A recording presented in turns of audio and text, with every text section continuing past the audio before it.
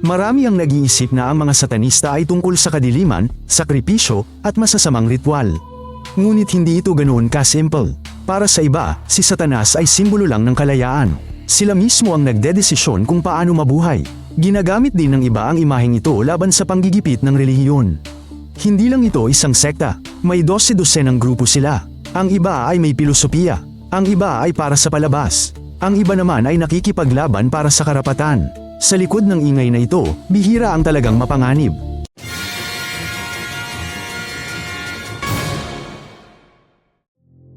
Maraming kwentong takot sa mga satanista. Sabi nagnanakaw sila ng bata, umiinom ng dugo, at may lihim na pulong. Karamihan ay gawa-gawa lang. Mula ito sa pelikula, libro, at lumang tsismis. Sa totoo, karamihan ay walang sungay o silong. Kadalasan, tao lang sila. Ayaw lang nila ang patakaran ng nakararami. Gumagawa sila ng performance, pero walang nakakatakot doon. Mahalaga, huwag pagkamalan ng imahe sa totoong gawa. Hindi pa matagal ang Satanismo. Sa simula, ito'y protesta at sariling pagpapahayag.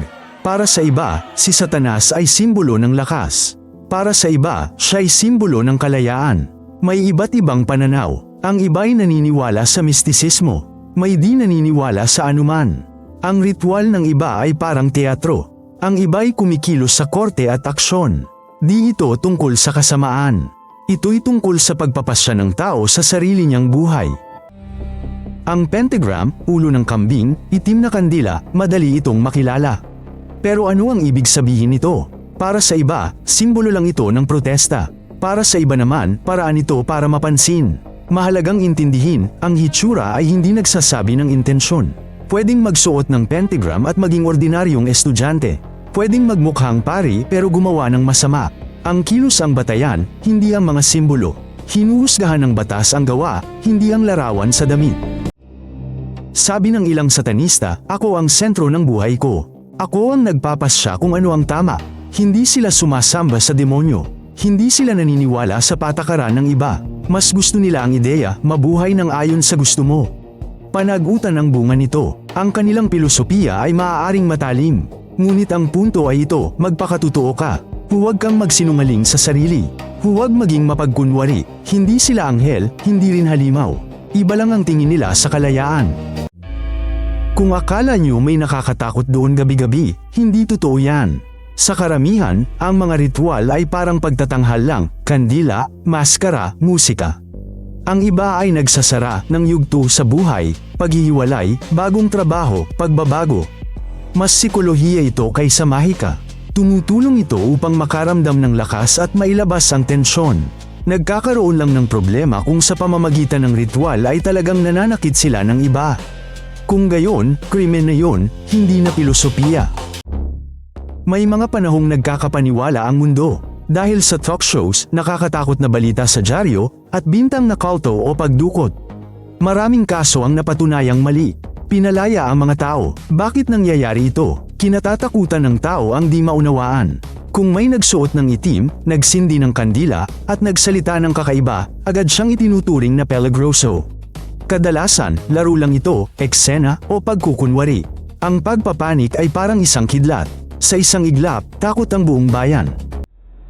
Oo, nakakatakot ang salitang ito. At oo, minsan may lumalabas na balita tungkol sa ganito. Ngunit karamihan sa mga kasong ito ay walang batayan. Kadalasan, mental health issue o gawa-gawa lang. Ang mga rehistradong satanistang grupo ay nagsasabing walang karahasan, tanging kalayaan lang sa pagpili. Kaya, kapag narinig mo ang mga kwentong ganyan, magtanong saan ang ebidensya? Sino ang nakakita nito? At ano ang naging wakas ng kaso?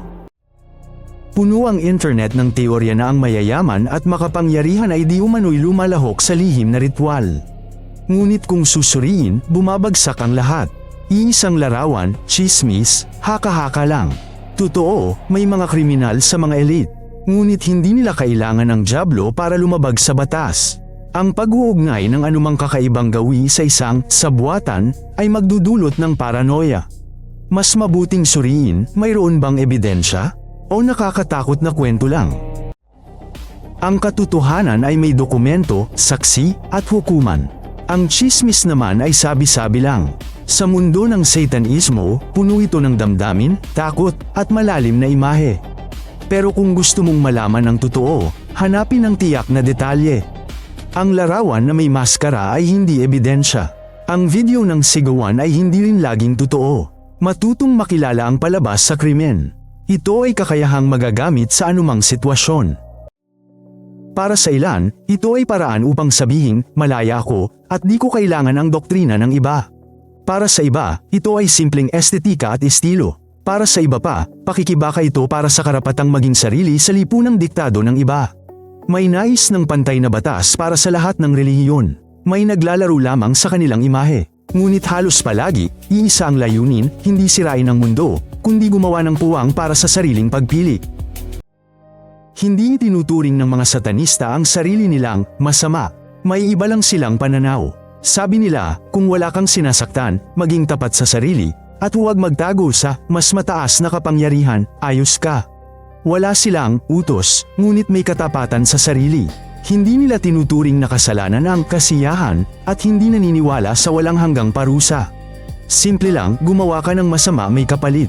Ngunit kung mamuhay ka ng tapat at may paggalang, hindi mahalaga ang iyong mga simbolo. May mga grupong hindi nagtatago. Lumalaban sila sa korte at sa gobyerno. Nagdaraos din sila ng mga aksyon. Hinihingi nila, kung may Kristiyanong monumento sa munisipyo, dapat mayroon din sila. Kung may relihiyon sa mga paaralan, dapat makapagsalita rin sila. Hindi ito salamangka, kundi paggamit ng batas. Ginagamit nila ang pangalan ni Satanas bilang simbolo ng kalayaan mula sa panggigipit. Hindi mahalaga sa kanila ang mga sungay. Ang mahalaga ay pantay na pag-access. Ang kanilang laban ay hindi para sa kasamaan, kundi para sa karapatang maging sila. Matagal nang ginagamit ng musika, pelikula, at clips ang takot sa demonyo. May dugo, manika, at altar doon. Gusto ng publiko ang nakakatakot. Gusto naman ng artista ang provokasyon. Ngunit ang problema ay naniniwala ang mga tao na totoo ito. Hinuhusgahan ng mga music hero, nagsasara ang concerts, inaakusahan sila ng pagsira sa mga bata. Gayong palabas lang ito, parang horror film. Hindi ito panawagan sa karahasan. Laro lang ito ng mga imahe. Mas mabente ito kaysa sa boring na katotohanan. Gustong-gusto ng mga kabataan na maging kakaiba. Gusto nilang labanan ng sistema, humanap ng sariling estilo, at ipakita na iba sila. Ang madilim na estetika, memes, at misteryo ay madaling nakakaakit sa kanila. Hindi sa mga simbolo ang panganib, kundi sa taong nasa likod nito. Mayroong normal na grupo, mayroon ding mga manipulator na kumukuha ng pera o sumisira ng isip. Mahalaga ay intindihin ang pagkakaiba. Tandaan, ang laro ay iba, at ang pananakit sa iba ay lubhang kakaiba. May mga malalaking kaso sa kasaysayan kung saan nabanggit ang Satanismo sa balita. Ngunit madalas, nagkakawatak-watak din ang mga kasong ito. Ang mga testimonya ay gawa-gawa lang at walang ebidensya. May mga tunay na krimen din, ngunit mga ordinaryong investigador ang lumutas, walang mahika. Ang Satanista, natatak ay nakahahadlang. Ibinibintang dito ang lahat ng hindi maunawaan. Kalaunan, natuklasan na walang kulto, demonyo, o ritual. Tanging takot lang. Maraming relihiyosong tao ang nakikitang banta ang mga satanista. Nagdudulot ng protesta ang kanilang mga simbolo, salita, at pagtatanghal. Pero tugon ng mga satanista, may sarili kaming kalayaan at karapatan sa aming pananaw. Sumisiklab ang mga debate tungkol sa mga monumento, aralin sa paaralan, at desisyong medikal. Minsan nauuwi ito sa kaso sa korte. Hindi ito giyera ng kabutihan at kasamaan. Ito ay debate sa mga hangganan, saan nagtatapos ang isang paniniwala at nagsisimula ang kalayaan ng iba. Sa debate na ito, mahalaga ang pakikinig. Hindi sila laging mga marginal o freaks. Kadalasan, matatalinong tao lang sila na ayaw sa dobleng moralidad. Naghahanap sila ng tapat na buhay, nang hindi sumusunod sa mga panuntunan ng iba. Para sa ilan, ito ay pilosopiya. Para sa iba, ito ay estilo. May gustong magpahayag, may gustong makahanap ng kapareho. Ang mahalaga ay huwag silang paghaluin lahat. Mayroong ligtas na grupo at mayroon ding nakalalason. Gaya ng sa ibang ideolohiya.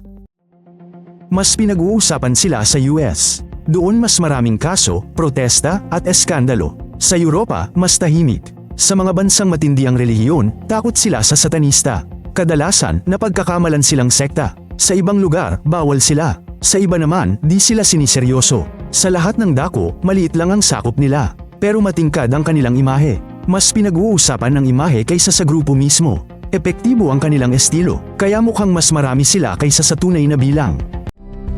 Malamang, walang malaking mangyayari. Magkakaroon ng mga protesta, palabas, usapin sa korte, memes, musika, at bagong katatakutan.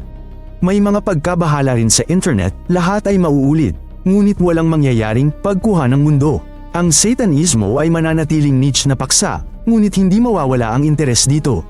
Dahil palaging interesado ang mga tao sa ipinagbabawal, kontrobersyal, at madilim. At habang may takot, may mga maglalaro rito. Karamihan ng Satanista ay ayaw ng masama. Ayaw lang nilang idikta ng iba kung paano sila mabubuhay. Mayroon silang sariling pananaw, estilo, at salita. Ngunit kung hindi sila lumalabag sa batas at walang sinasaktan, karapatan nila ito. Maaaring nakakagulat ang mga simbolo, ngunit sa likod ng simbolo, mahalaga ang gawa. Hindi lahat ng nakakatakot ay delikado, at hindi lahat ng mukhang mabuti ay talagang walang pinsala. Ang mga aksyon ang nagpapasya sa lahat, hindi ang mga larawan sa screen. Kung interesado ka, mag-subscribe para hindi makaligtaan ang bagong episode. Sa amin, lahat ay maikli at direkta.